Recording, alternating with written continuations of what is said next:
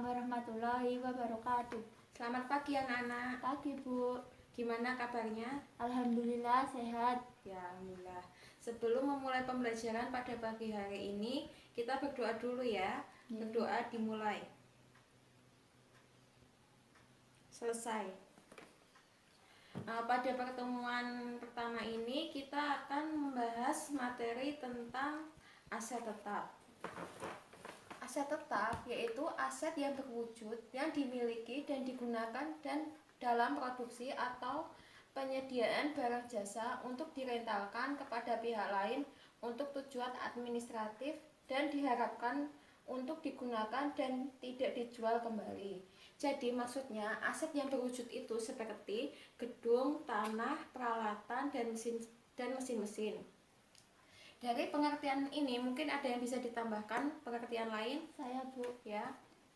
Aset berwujud yang berumur lebih dari 1 tahun yang dimiliki oleh perusahaan dengan tujuan untuk dipakai dalam perusahaan, bukan untuk dijual kembali. Ya, betul. Jadi kesimpulannya aset tetap ini adalah aset yang berumur lebih dari 1 tahun. Selanjutnya adalah karakteristik aset tetap. Itu ada 4. Yang pertama, aset yang memiliki masa manfaat lebih dari 1 tahun. Aktiva tetap adalah aktiva tidak lancar yang memiliki masa manfaat lebih dari 1 tahun dan muncul di neraca perusahaan sebagai properti, pabrik, dan peralatan. Selanjutnya adalah aset yang disusutkan. Aset jenis ini mengalami penyusutan guna mencerminkan keausan dan depresiasi saat penggunaan aset. Selanjutnya adalah aset yang digunakan dalam operasi bisnis dan memberikan keuntungan finansial jangka panjang. Aset jenis ini digunakan oleh perusahaan untuk menghasilkan barang dan jasa dan menghasilkan pendapatan. Aset jenis ini tidak dijual kepada pelanggan atau ditahan untuk tujuan investasi. Selanjutnya, aset tidak likuid. Aktiva tetap adalah aset tidak lancar di neraca perusahaan dan tidak dapat dengan mudah dikonversi menjadi uang kas. Selanjutnya adalah akun-akun yang tergolong dalam aset tetap. Yang pertama adalah tanah. Jika aktiva tetap berupa tanah, maka perusahaan akan menginvestasikannya agar diperoleh laba besar, sehingga menguntungkan perusahaan. Selanjutnya adalah gedung atau bangunan. Gedung atau bangunan seperti gedung kantor atau toko. Umumnya aktiva tetap berupa gedung akan diinvestasikan oleh perusahaan. Selanjutnya adalah mesin-mesin. Mesin-mesin yang dipakai untuk memproduksi suatu barang, misalnya mesin jahit, mesin cetak, mesin tenun, dan lain sebagainya. Pada pertemuan minggu lalu kita telah membahas pengertian aset tetap, lalu karakteristik aset tetap, dan akun yang tergolong aset tetap. Masih ingat akun apa saja yang tergolong aset tetap? 1. Tanah. 2. Gedung atau bangunan. 3. Mesin-mesin. 4. Peralatan kantor. 5. Alat pengangkut. Ya, benar. Ya, pada pertemuan kali ini kita akan membahas mengenai berbagai macam cara untuk memperoleh aktiva tetap yang akan mempengaruhi harga perolehan. Yang pertama adalah melalui pembelian tunai.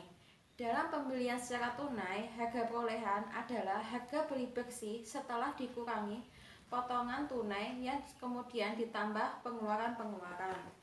Untuk contohnya bisa dibaca di soal ya. Dibeli mesin pabrik seharga 55 juta. Biaya tambahan yang terkait meliputi PPN sebesar 5.500.000, premi asuransi sebesar 550.000, dan biaya pemasangan mesin sebesar 1.450.000. Maka harga perolehannya dapat dihitung sebagai berikut ya. Coba diketik. Harga beli 55 juta. Ya, harga belinya 55 juta. Kemudian PPN 5.500.000. 5.500.000. Premi asuransi 550.000. 550.000. Biaya pemasangan 1.450.000. 1.450.000. Dan kalau ditambah hasilnya berapa? 62.500.000. Nah, 62.500.000 ini adalah harga perolehan dalam pembelian tunai tersebut. Pada pertemuan minggu ini kita akan membahas tentang penyusutan aset tetap. Ada yang tahu penyusutan itu apa? Penyusutan merupakan suatu nilai dari suatu aset tetap yang dapat disusutkan selama masa aset dimanfaatkan. Ya betul, jadi penyusutan merupakan suatu nilai dari suatu aset tetap yang dapat disusutkan selama masa aset dimanfaatkan. Penyusutan merupakan bentuk penyesuaian harga suatu aset secara terus-menerus sesuai dengan penurunan kapasitas suatu aset, baik penurunan nilai, kualitas, dan kuantitas. Ada pendapat dari lain, yaitu menurut PSAK nomor 17 mendefinisikan depresiasi atau penyusutan adalah alokasi jumlah aktiva suatu aktiva yang dapat disusutkan sepanjang masa manfaat yang diestimasi yang akan dibebankan ke pendapatan lain, baik langsung maupun tidak langsung. Pada pertemuan minggu ini kita akan membahas metode-metode penyusutan aset tetap. Metode penyusutan aset tetap sendiri ini terdiri yang pertama, metode aktivitas atau unit produksi. Menurut metode unit produksi adalah penyusutan berdasarkan jumlah unit produk yang dihasilkan dalam periode tertentu. Beban penyusutan unit produksi dihitung berdasarkan satuan unit produksi. Untuk rumusnya yaitu penyusutan sama dengan harga perolehan dikurangi estimasi nilai sisa, kemudian dibagi estimasi manfaat produksi, lalu dikali produksi tahun ini. Mungkin ada yang ditanyakan? Tidak, Bu. Sekian untuk pertemuan minggu ini. Apabila ada salah kata, Ibu mohon maaf. Wassalamualaikum warahmatullahi wabarakatuh. Waalaikumsalam warahmatullahi wabarakatuh.